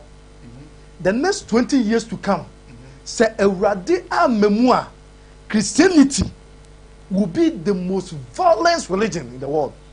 Wow. Yes, because say me and we are so for us, na me nunya, me ti di phone na no ti di phone nya. Yeah, it's true. It is solid 5 and not 10. No man is solid 10 nya no be a crowd dom 100 ya. Confusion say na ba, the pastor saying. Ye chembukom haram for enti eno no efiri nyame ase mfiri nyame eno na wo si ahini bi obesore tie no ho eni bia no ahini no enyina enti nyame som na musom no on se entora beda ho kontumpa beda ho se mo si Kristo na musom na ena da ho pepe no enti munyame no we o se mo munyame din yesu emu nyame din yesu nyame o ena mo boy we eno na ama ho ma asum bi kasetie Kristo som because ye nyame no ya yira ye krum hina benti ye nyame no onya adwuma enti obi beka se na nsenhwe social media teachings bi koso kofo bi nso ba omo so e de nananom enkyerɛkyerɛ eba omo kyerɛ se abrofo no abewia ya dwene ona omo de bible abrɛ yen no kresa minia no kura trodo bible ye kura ye abrofo bible omo de bre ye omo de akosi a omo dan ye say the bible no u follow bible no yet say bible na ye obi bi abayira this bible so one more say we are so for now kasa make us be atro eno mo na say ye nyi bi mfiri emfa bi nka ho ye nyi bi mfiri emfa bi nka ho na mbese mbusa say hon konkron a ene aba yen so no ye generation 25th century na mo na mo ka 25th century ye wo mu yi hon konkron na wo be sanne aba abeka asema kire me no bible mu nyina so be na wo nyina edifo na say nkofo bible ma wo gina o mo so kasa no they are not there so who does use bible me ka ba me na me ka me hu say ye ntoro no bible ye me see bible who follow bible now for bible say without it no o ma hon konkon kasa ntire wa o kan bible na o ma hon konkon kasa ntire wa hon konkon can tell you say no fa a history and will be in a troy and o mo dey there o mo dey brain it who kan bible na ma hon konkon enter bible na sem fa ma men for bible na on say nkofo bebre I say 40 days fasting akwantene kokoye na Jesus koye 40 days fasting no uhunu ko afa so 40 days fasting I say on meditate or trance so he was not in his flesh what ha 40 days fasting unum nsuo undidi hey baba umwie onsu nyina be kwatwitwa wo kwalebu ubewu there's no nyame nete ho it is common lack sense of knowledge common sense family yes. Say, oh, yeah, long term fasting. Why do you have to talk? Oh, Casano, who na eje, what dry, or soon in any, the whole say team, whom you know, Muja, and one Muja. Then Yamin, no, I was say, and fast with you. Oh, say, Yamaquine and Kofo Cassetia in Nayason. It is bad. Now, one year sure say a real man now. awie ye mmerɛ Bible no mu say emmerɛ no bɛkɔ na wie ya ɔse wei no wei no yɛ beginning of the end to come end ne ma wei America say COVID-19 is Jesus Christ. How many people are ready to meet him? Some say Jesus baba. I'm here near Kokushiano. Not this COVID-19 is Jesus ya. Aso fu nye dwane. Bishop fu nye dwane. Pope fu nye dwane. Aso me nye dwane. Yare ntimi nye Jesus. No, enyedi. And I'm say senka Jesus ya. O be sinse we mfa say oba say obewo nipo wo anwu abeda ko ebe. O say wo eyedi for ede yemfa so de. So what I say? Now, who is ready for it? I say, you papa. So, are you prepared? Say. Are you prepared? Say. Oh, share Kumawood TV live. And maybe a homanatum. Now, also, or the Warintre Abba. There's awful air cane. Only the agony. And I say, only no any agony. Also, bet me at the Warintre Abba.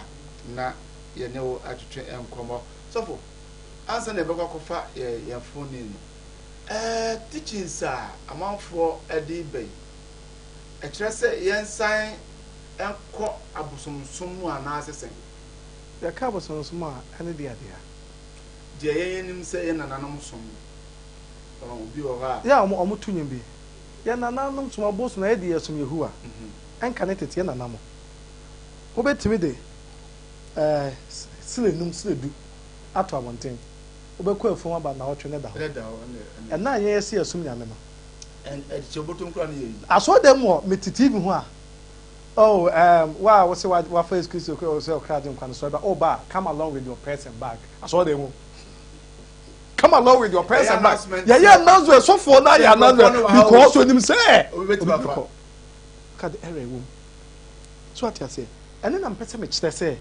onyamesom no nyese kosom bosumo na be connected o say wie bi o mo beso no hunhum ni nukure mu hunu nukure no hunu nukure be mo yo dese onyame no homo bia be connected with your spirit, with your angel. Let your angel reveal certain things to you. As I say with you bumpire me angel ni na me angel no kasa kire me say because all the time bia ene kan hon konkro no say hon konkro no pa mo som benya ho de na mo no benya na ba mo so. Now, it's not say in school. No, see it is up to your leader to teach you. It is all tia Solomon now. So for church now, a crowd before so be hunu nyame solid dan ne fa wo mpa boa fa Bible. Ko na wo ni feni ntimi che ni feni kwan. Mu nyame to amnem. One men ka emfa mu ne no ase. Erade mfa ne kran sie ye. One pastor dito. Oye counseling say ya na erade to nsa a friend. Na nipa tete home what you say nipa tete ho ya omokọ no sofo ewu na wo kọ no omokọ no bebre miti ebi kasa na nyame nipa nyame kọ asọ de me nkobiem meku ho look at because sofo na ni nyankopon e di sofo wu e bone ana sofo ntimi wu na ye Jesus did net wa mewu Peter wu John wu Moses wu na sofo wu a e bone there's not so full words and even see that because I say what the so for not done nyame when you shibiem. Okay, COVID-19 17 na ye kanene no senior lockdown and on lockdown ni ade nyina no affect asofo and asori kofo and no asem na ye ne ye sofo Philip Nyameche etwetwe eho enkomo me twa me ho sima ba ko pe me ba me bie ma homo na tom na won so wa frɛ me na ya twetwe nko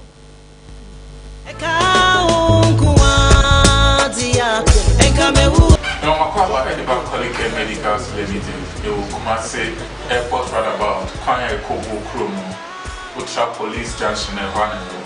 Colleague Medicals, a year, and as a hospital, they will come and say Clodiemu. What I see in this message, the fire and Sasso, Abwa, and Kofo do I war, how Nipebium can Yarawa diseases. Ye share your repeat say arthritis, and no pemoni and cassim, sasabrosis, yadi, ubia, and some of you. I was a shady few, there was a dislocation of any of the bones or joints.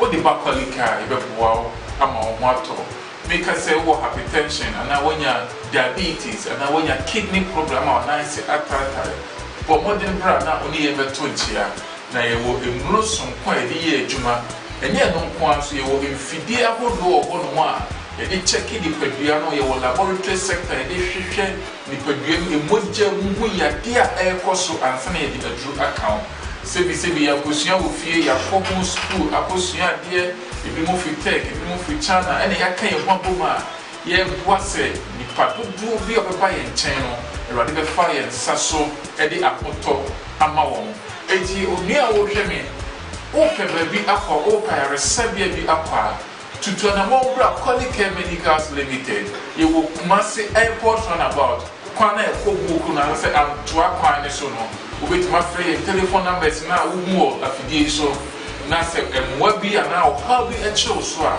tutu aminka bra na rade be fire so aboa ama hoto aba ene abusuafo ene nakofo nyina eso Quality Medical Limited a physiotherapy units ena ye chere mu oba yaso ya yasanso aba ene studio ha ayahye gidigidi ba esanse Christopher no say physician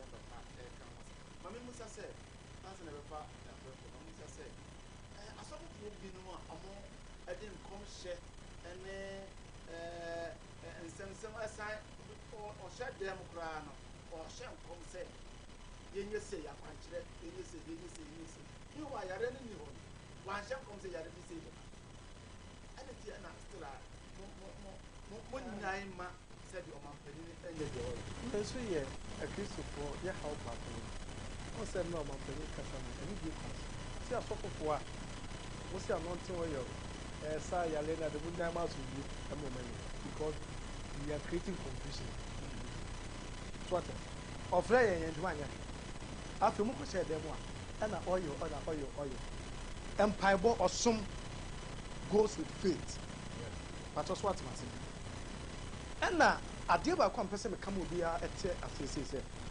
Kristo abusuakuo bia na wɔde kandini besia no no ɔma asɔre no sunsun konkron a wɔte mu ɛyɛ the angel of the church ɛno nti bibi te sɛ Pentecost som Methodist som Roman som ɔhaw ba yɛ mbetumi akɔkɔbɔ use the word ahotefoɔ egom esan sɛ ɛna no yɛ open doors obi ba bɛ sex and adem ahotefoɔ na tumi ba bɛhyia ne yɛ bɔ mpa yɛ suo gu ade so sɛ awa abɛyi awurade yɛ nyɛ den awurade betumi aka kyerɛ sɛ memei monkɔfa nkyene momfa mu nsuo mu nware na yɛle bi nya mu wɔapa ama wiase no wɔde maa mo som na romanfoɔ nso akɔhyɛ dɛm akɔbɔ mpayɛ na ɔmo sɛ mo kwankyɛn ti sɛ woyɛ mo kwankyɛn na woba bɛhyɛ wiase nyinaa sɛ obiara ɛni so a yɛnso ɛnyɛ ɔsom baako na ɛwɔ ha nkramo wɔ ha akɔnfo wɔ ha sɛ wate aseɛ nti wohyɛ obiara so bi nti na naadɔ pene ma obiara di so a ɔmo waka no bɛda di ayɛ bi ɛna sɛ obi mma wɔ asɔre ɔbɛyɛ da ayɛ bi nti nipa no bɛwu anaa but asɛm no yɛde ma wɔ yɛde ma wɔ ne obusua saa na mentimi kyerɛ sɛ sɛ wowɔ honhom kronkron na ayɛ connected to onyankopɔn a wakɔ bɛtumi ahyɛ ne wabɔ mpaeɛ awurade bɛka kyerɛ sɛ da se fa yɛ firi to ɔbɔ mpaeɛ na yɛre wei mɛmɛna pɔnite so revelation 3 no se sɔhwɛ dɔn a ɛreba wiase so memmɛkora mo ɛwɔ sɔhwɛ dɔn no so yɛmmie phone no ntum na wo so bɔmmɔden afrɛ na kyerɛ w'adwene afa nsɛm a yɛaka no ɛwɔ ha 0200 603 602 0200 603 602 pata wɔfrɛ me a na ɔma ɔfide no akɔfɔ sɛne ɛbɛyɛ a mɛtumi ɛne wo adi nkɔmmɔ text message bi ɔno mfiri ɔ se Opoku Samuel, good evening. Kumawu TV. COVID-19 is very dangerous, so it's not good for me to stay home without going to church. From Powerman. So they are a person. My name is Anthony, talking from Libya. Libya for the chairman. I say if it's only me, the president should continue to lock down for some weeks because the disease is so dangerous. And also India for the abandonment. Pacho mo amo fre line we no press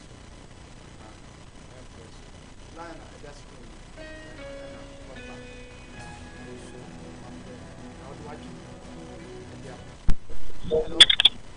Hello.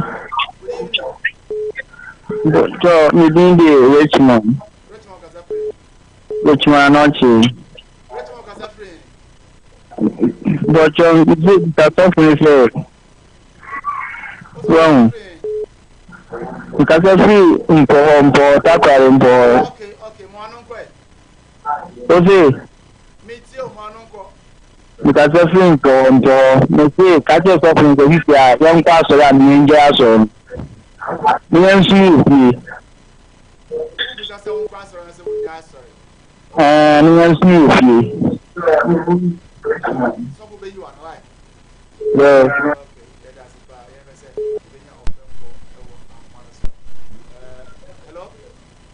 Hello? Yeah, hello? I'm a Prefect Monponte. I think Obama for, yeah, Obama for. But the person is my and let me pass it say, opening or also for necessary the say, Babu na opening bitan say Babu na yes about the bad dying. And also so I get to Munwalker say, and then Kura and some bosom.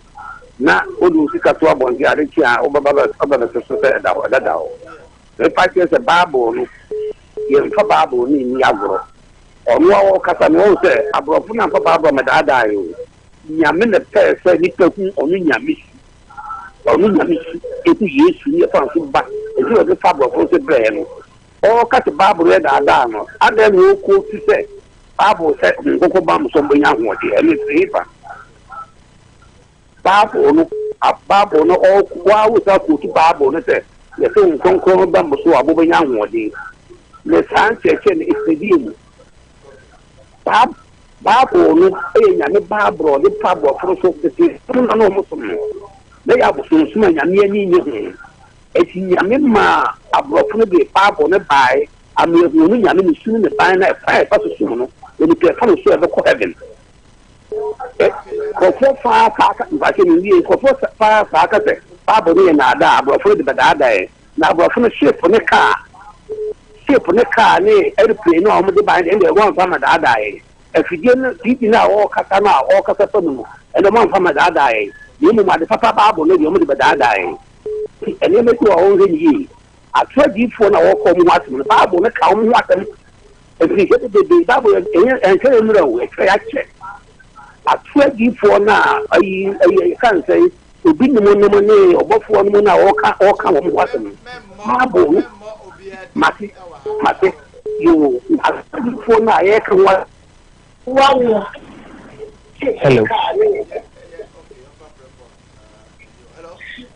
Hello. Good evening. Me kase fi boku. Me dey there je. Me ba chaw sopo no. O ka bi se wo se won kunkuru beba. Ba won kunkuru se Bible yi na me sem ye manual ne Bible. Ana biso ka tore a. So see. Bible tell me say sopo no ka ro tab church nipa. Okay. Hello.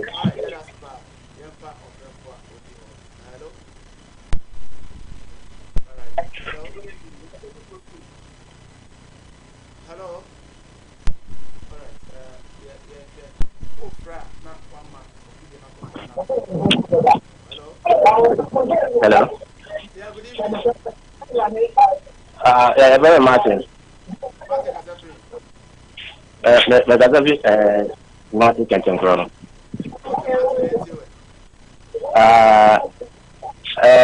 Maybe the Kasai na o Kasi bi se Yakupon na de Bible ni ma brofo se yitu po no be de abesi mi tira se abere na before to be afi ana say ya ka Christopher dia abrofo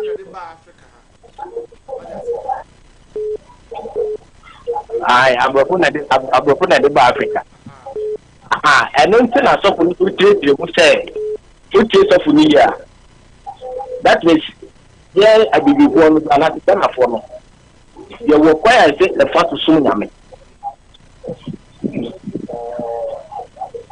Hello. Aha. And you know say obi ti buto aba. Na se wa je tumu a na wan kata so ku ti mu po na e wo ho no. O pa je so fine no no to a untimi nfi nyame akwan ya na.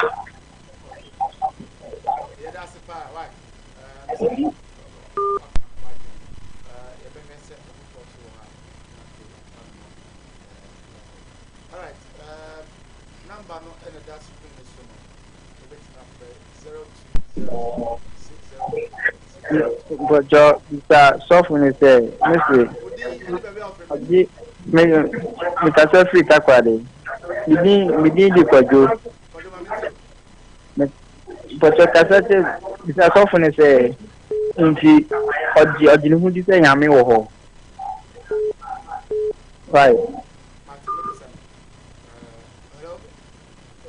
Hello? Yeah, hello? Yeah. Masaba biu kwabra kwa. Woman ponte. Meslemo maya moya no mani di ko papa. Hello? Mani di ko pa mu bi ko boni woni ma di. Na dia me ensisi bi o ne se. Onyankopon twedi ampo on pese ni pa bagira. Ta on pese ni pa bagira nti adu hu se. Sumuna yan sumuna na da. Won pese ada kama bagira nti.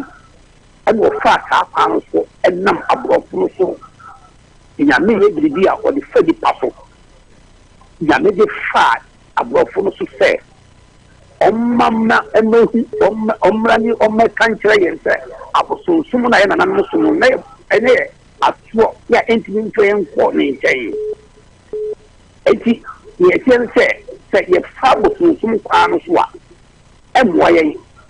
Ne me kan first me say atwaji fo na ye ko mu asem sisi ye kan ye ko mu asem babu na nka mu asem babu ke krati o o tia yen sen ko fu be ba o be atwaji fo anti-Christ also for me pacho asre sen so no ka anti-Christ and ye ni o ka bo kisusu e se obi a wo fu na me se o defend it must defend.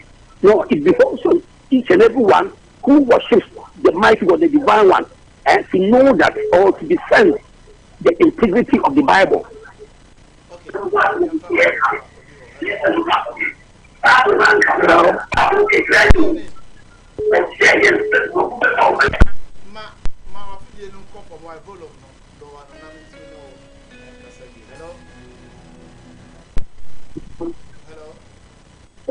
Hello. Evening. Me pacho, you very Beneza. Me casa free Kenya. Me pacho. Hello.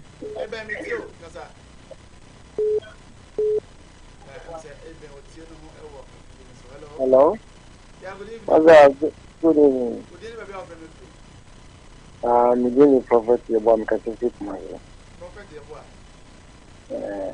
Asma Papa King. More for more with some so more than there or say Shiana. My African for no. So if you so for the they can know a friend of you and I can't say could be our money high. Don't come from the yeah. Yeah, sorry, not in because you're really bad. Young quarter and see Yana, yet if you are course come. Okay, yeah, that's a bar anyway. It's a far from you, not free.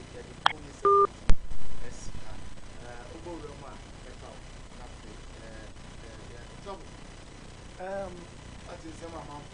I would say, me, as my maker, and then you come pelican, and I'm saying, brainwash it in the back. The software can't say, apart from the Bible, no, nothing else. So I said, no country because I say, when you take the bomb papers, the fact is, be a job, or so you can home let your Bible noir, your Bible noir, one more kind of Bible now, say, yet, you need about never high and say, I read. But that's what I say. I didn't know, wouldn't mean said them on pie. I'm a home concron. And so, Minka say Bible no total Bible ni na na me say enye nkoto nkunu Go kasa pra o say e kwa na man ensem bi ho ye nto hello hello okay I'm going to put this in kasa o say edu kwa na amane opani no kata film and 14 person busan say o the 6 and 7 book of Moses bi the 6 and 7 book of Moses say ni Bible na say book no enye Moses na de ba Moses no osun konko Moses no osun bosun aden na say book no mo ba nya aduma onko busa no so anything abrafo no aden no man fa ho no so an she e koye ni pa be fa so a wo obenya utumi tumi a enipa kura aden tina na omutu a Kristo fo so sa because omukunu say na omu tumi bi na tumi ne wo na e unique because no obi ankasa aye connected to the deity ni Yankopon enti wo no some of me can say bompaye na radin connected to master ye osofo na wonti min so na ye connected to Yankopon na also ebedani onyame but also what yes because you say nyame boy ni say so enti aden na without your pastor you can't work it is a sin no without Bible no Jeremiah, Isaiah, Habakkuk, Peter, John, when you learn the book, they say, what's where? Last time I said, in case of say, yes, sign I a Bible for and then I'm a person more Motias, yes, say. So you can put Odipo and Cancer. Ovrim. But I did scope as a food, which is in my Juma. Omukoi. Ebi mo po ye adwuma kese po che Peter ne adifo ba ya o pes ya tro wudi oba wo ya tro omo di ya tro na so sabren san kofo we mu no na omo mfa kofo na so de dem e mabo fo nsane isi omo so nchi ye nye ba kofo ento omo Bible ben ena wo mkoko gina so wo mo bompa ye ehunu se ebiri bi bai enkofo bi kwanse na mo fa so bompa ye metumi bi ade e ba ye eduye so ye bompa ye tumi no ba se tumi ni ba de ye tumi ni na ye eye eduma it is a kwai of fa so de Peter ye eduma enye sa kwa no be fa so a o de be ye eduma it is o de what you say Peter kwa na o fa so a wo ye raba obi bi sa say the police ni bi sa say o mo nyake o mo fa so ran so mo nyake and na mpesa me che say on say masman assassin di kakan there is confusion and crisis in the kingdom. What thing I remember at the Japan, because the next 20 years, 10 years, the banner. The people will come to one class, you come back, they cook them, you cook this, you cook it. Why? Because there is confusion in the kingdom. But as one person the catch and say, we are with you. But you will come down. No, no, no. Vampire made that so. Now, what kind of swap? Who be your master? Or wow, I'm a young lady. Stop. You can say, yeah, say would they watch out and no telephone number. Now, obi pese obuano na connecting on one spirit. Then we bet my. Then probably are the baby in Yankopon. It will be when I should be shandy. Now what to me, Yammy Yammy William, Benjamin and then Pay will be a or Baba like a chinny. I was in fact a chinny. A choir of the first one to say, Unyamia quine, the first one. No, Cassa, now, Bosom, and I have broken young body, and can it tell you? You can put your free now. Sir, I hope now walk cannon. I hope that we are was on the wall. Fans are now, all the church. Miss say, I home. I do me yet, Juma. I hope my was at. I from you, Bronsam the ball. Bronsam now can you the ball? There is a time when this is the NBA. For number,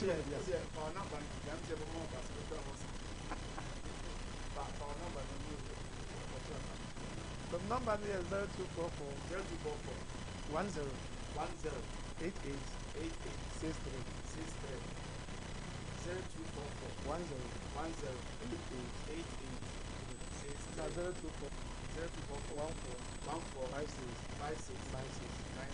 Bible can say this yeah. Actually, the last 20. I bring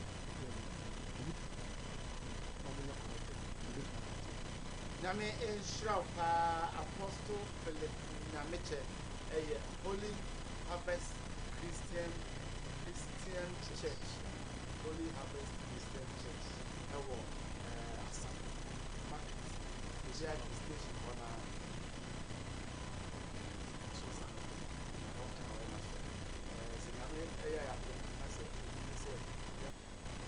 there were Moses Apa, which knows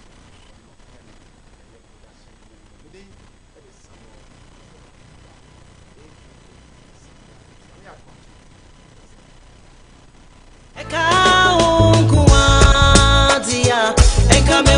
Now, Makwaba Ediba Kolike Medicals Limited, they will come and say airport roundabout, Kwanya Kobo Kromo, Utra Police Junction, and Wanero.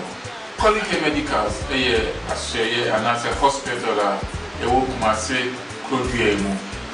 What I see in this message, the fire and Sasso, Abwa, and Kofodo, how need Krobiemu in Kanyarawa diseases.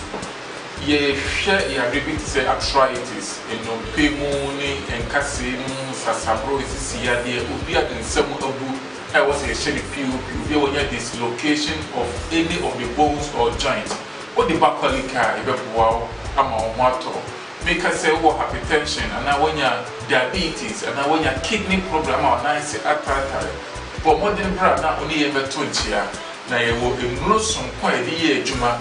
And yet, no one so you will be Fidia on one. And they check the Pedriano, your laboratory sector, and they share the Pedriano in Moja, we are dear air coso and Fanny the true account. Sebi, Aposia will fear your common school, Aposia dear, if you move with tech, if you move with China, and I can't one boma. Ye was said, the Patu do be of a buy and channel, and rather fire and Sasso, and the Apoto, Amawon. Eti Unia will hear me.